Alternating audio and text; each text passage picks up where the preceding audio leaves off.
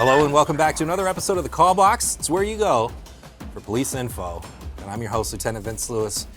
Back at it again, co-host by my side, PIO Sgt. Scherer. Welcome back to the show. Thanks, boss. Good to be here. It is. It is good to be here. It is.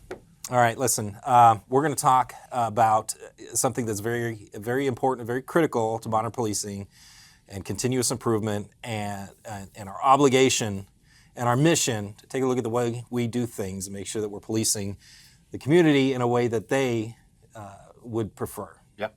Just appropriate levels of force, empathy, and top-notch service. Yeah, I think this topic will be kind of that epitome of that continuous improvement element. We're always looking, especially in this element of policing, to improve it, and I think we do a very good job with the department doing that. And we've talked about some of the innovations that we've had, and I think bringing the community in on some of our policy review is huge. It's new to me.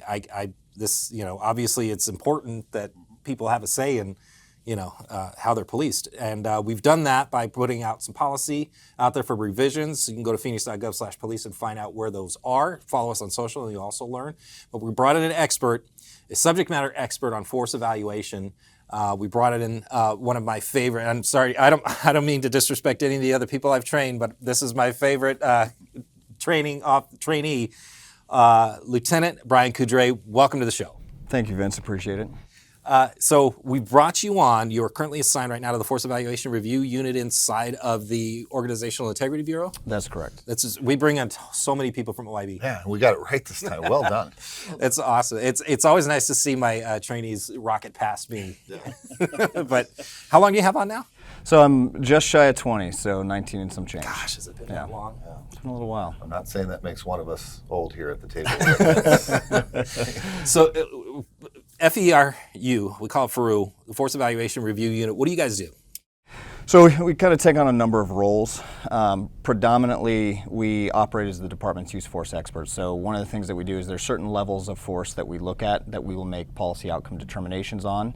Other levels of force, like critical incidents, some of the higher levels, we act as one of the consultants essentially to discuss, some of the tactics and decision making that the officers employ. The other side of that is we'll identify training needs, either specifically to an officer in an incident or just in general. If we see trends in the department going one direction or another, we try to come up with a process that we work with the academy to get something integrated into the ongoing training solutions. Correct me if I'm wrong, boss, but you're not, this isn't like an internal affairs investigation or professional standards bureau like we have.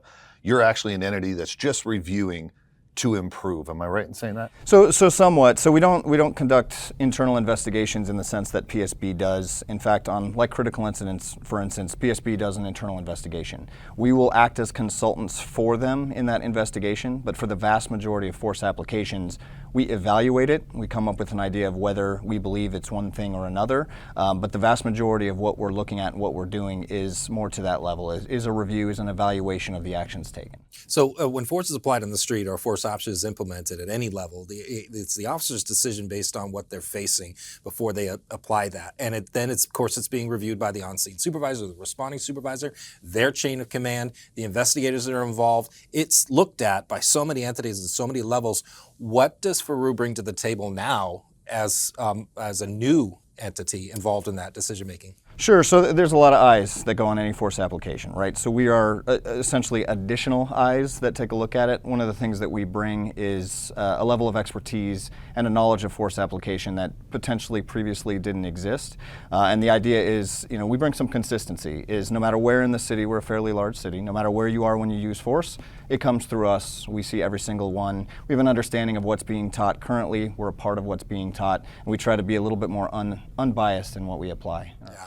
Interesting. All right, great. So we're going to go a little bit deeper into de-escalation. Sure. What that means to us as police officers, what the community might expect or might not know about that. We're talking with Lieutenant Brian Coudret from the Force Evaluation Review Unit, as part of the Organizational Integrity Bureau, tasked with continuous improvement and evaluation. So we'd like for you to stick around after the break. We'll talk a little bit more about de-escalation and force use. Stick around. We'll be right back. I'm a busy mom.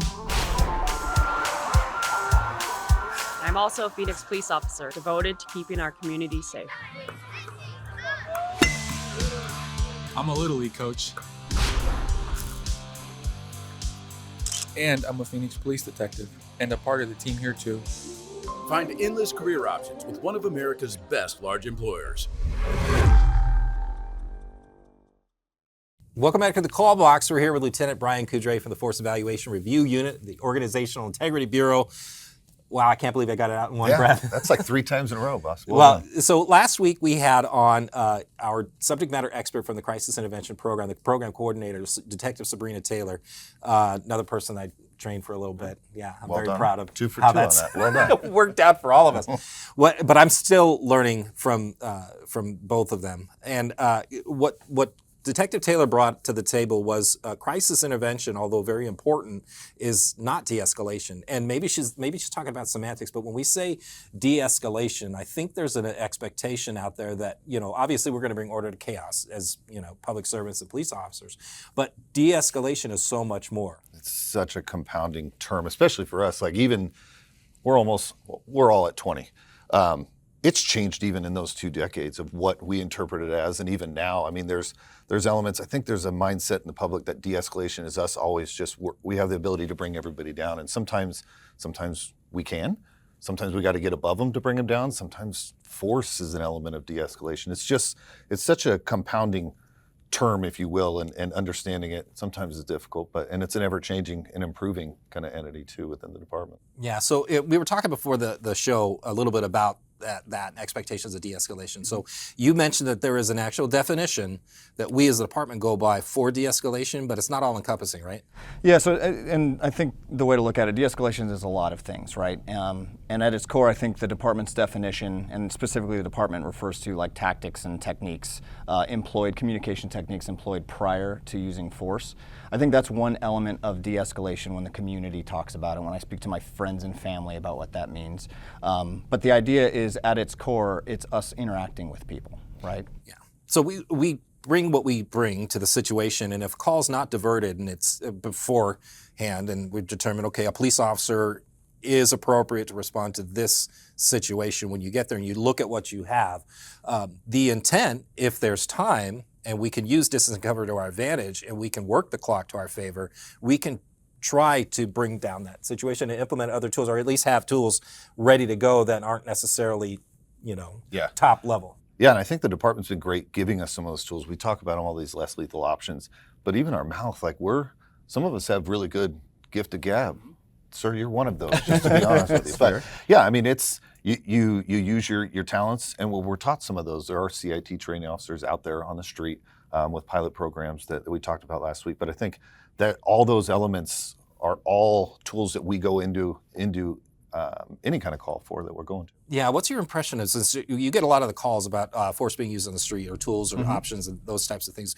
What's your impression now after having served in this for a couple of years now? How are we doing overall implementing other than lethal tactics? Yeah, so this is what I see. So I'll tell you, the vast majority of police interactions do not result in a force application, right? So we, obviously, the ones that do come through our shop. But what I'm seeing really good success with your average police officer's ability to just talk to people, right? To engage them, active listening, all the skills and things that we try to teach that we do expect them to learn. And you're right, everybody has probably a different skill set, different ability, natural, some otherwise. But what I've seen is a really good attempt and application pretty much across the board. Yeah, so when you guys are looking at these, compare it to when we got on, training specifically, let's just be frank, back 20 years ago when we were trained.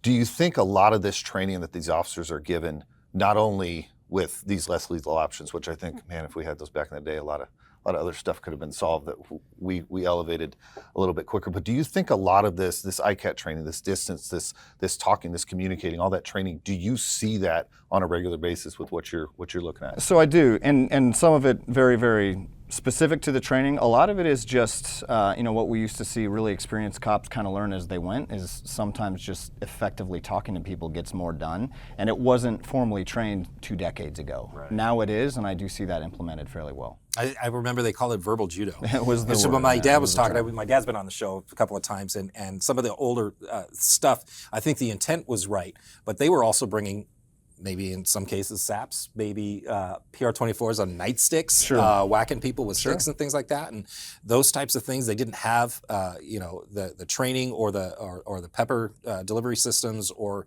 other munitions delivery systems that you were talking about.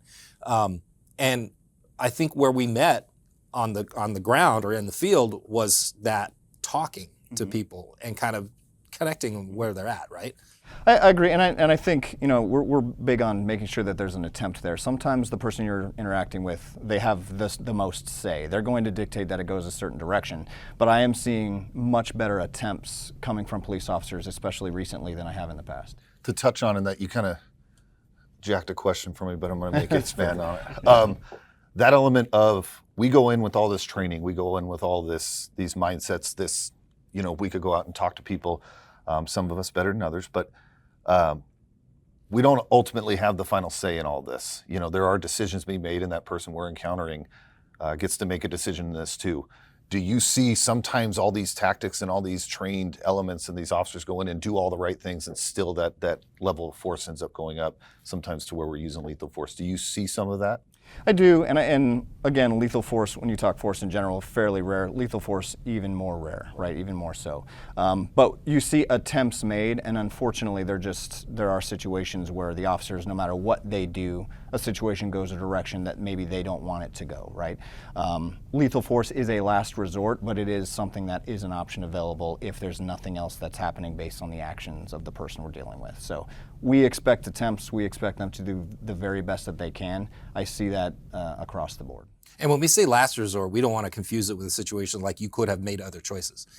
It is a resort based on what you have in front of you. Correct. And it could be defense of a third party. It could be defense of yourself or your partner.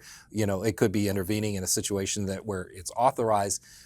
We don't now always have the luxury of discounting, or at least we try to consider those other options. Really, we're obligated to consider those other options, but oftentimes the clock works against us. We walk into a situation where a decision has to be made within seconds. You're right. It's the hindsight. As long as you took to explain that and to ask that question, most officers don't have that long to make the decision. So you're dealing with something in a very compressed time frame. We expect them to work in that time frame. Well, thanks, Lieutenant Coudret, Brian, for course. showing up and expling all that. It's a deep topic that I think maybe we can dive into a little bit further on another episode, but I do want to thank the crew for producing, thank the guests, thank the co-hosts. Remind you, the viewer, that you too can help solve crime in your community by sending tips to Silent Witness. Visit silentwitness.org and call 480-WITNESS. Join us on all social media platforms. We are hiring. Go to joinphxpd.com and give it a shot. Find out how you can be a part of the solution in the community to solve crime. And until next time, be safe.